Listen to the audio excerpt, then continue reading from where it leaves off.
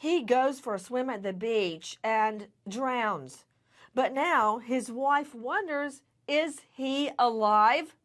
And there's more to the story. We are taking your calls. I want to go out to Bonnie Drucker on the story. Bonnie, Raymond Roth, husband, father, goes swimming. He takes off his shoes, his wallet, his I believe his Rolex watch, and leaves there on the beach to go for a swim. He's never seen again. His wife becomes suspicious. Why would a husband and father just walk out on their life, never to be seen again? How does that happen, Bonnie Drucker?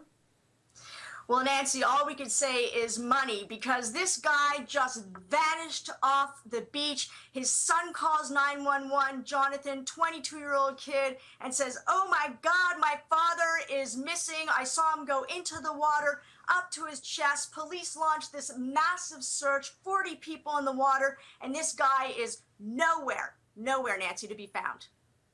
Joining me right now, Brian Davis. This is the husband, Raymond Roth's lawyer, and Joey Jackson, the defense attorney for his son. His son, Jonathan Roth, is now accused of helping his own father fake his death and get money, all behind the mom's back. According to police, she should have been suspicious. So, bottom line, Bonnie Drucker, before I go to the lawyers, what did the email say?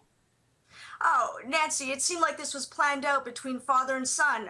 Raymond Roth apparently sent the son an email and said, "Hey, let me know how this is going. I need to get in touch with you." Also, he gave him a phone number where to call in the state of Florida. So there is an email trail at this point, Nancy.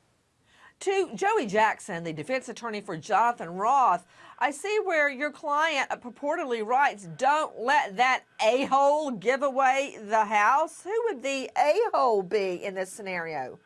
Well, I can't tell you who any a-hole would be, Nancy. I can just tell you that there was quite a relationship between the father and son, and it wasn't a good one.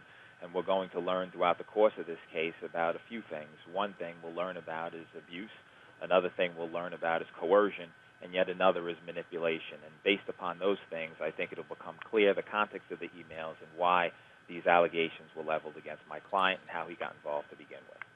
Okay, Joey Jackson, you've got a pretty good reputation as a defense attorney throughout your region. And I know that you know the law for coercion. You've basically got to have a gun, a loaded gun, at your head, a la Patty Hearst, to say, "Oh, they made me do it." Brian Davis is with me. He is the attorney for the husband who drowns, Raymond Roth.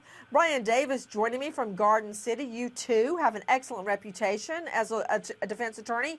So I'm wondering who a jury is going to think is the a-hole in this scenario, and I don't think it's going to be the unwitting wife and mother waiting at home. So what about Joey Jackson's claim, Brian Davis, that your client coerced him and, I guess, abused him into helping this fake death? Well, we don't see any abuse there. They were described to me by family as being more buddy-buddy than father-son. So I don't see a claim of duress, and I agree. In New York, for a claim of duress, you almost have to have the gun pointed at his head or holding someone hostage, and that certainly wasn't the case here. You know, Brian Davis, you may have a pretty good chance because in this country, in this world, you can disappear. There's no crime against disappearing.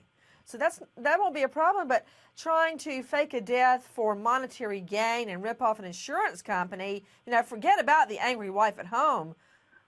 That's a serious crime. What about it, Brian? Well, Nance, yeah, the angry wife at home, the loss of the job. I heard what your two other commentators said.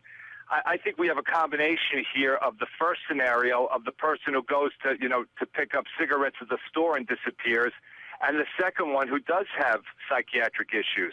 I mean, there was a car accident when he was very young. He suffered brain damage, and he's had issues his entire life. And it's really come to light in the last couple months. Then how did he hold down that nice job as a computer exec?